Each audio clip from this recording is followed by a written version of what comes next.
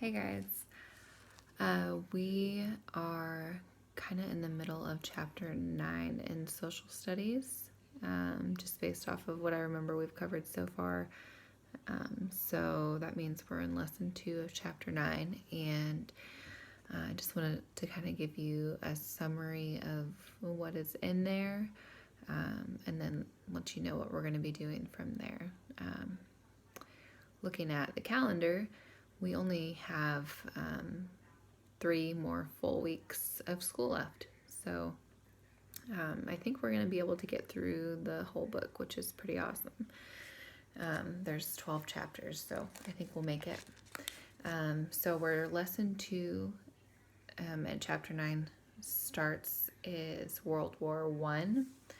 So we, the United States, joined in World War I in 1917. The United States wasn't originally in the war. It was a European war, and then we joined a little later.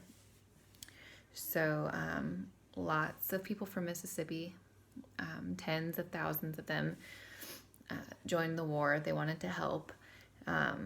So they went and fought, and there was a lot of production going on. We needed materials made, uniforms made, and all these things. So they began making factories, which were up north, not down here in Mississippi. So that caused a lot of people, especially African Americans, who were having a hard time, since this was at a time where they didn't really have all of the rights that they should have had. So they were kind of struggling. So they left because they knew they would find work in a factory. So they left, went north to work in factories. That's important for a little later.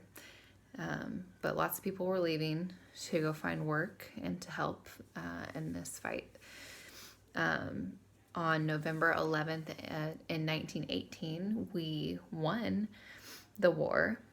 It was us, Britain, and France, and Russia.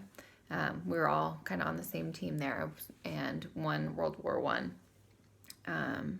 And now, maybe you remember, in November, celebrating Veterans Day.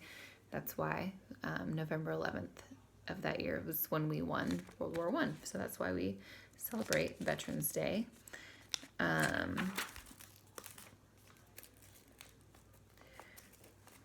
see.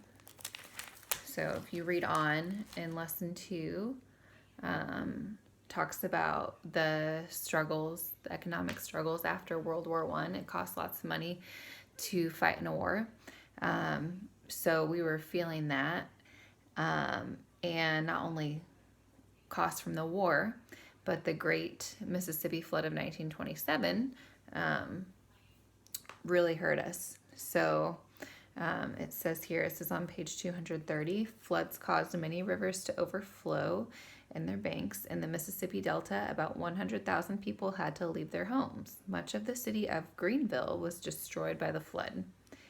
Many people, especially African Americans, left the Delta because the flood destroyed their homes and livelihood. They left the South for manufacturing jobs in the North.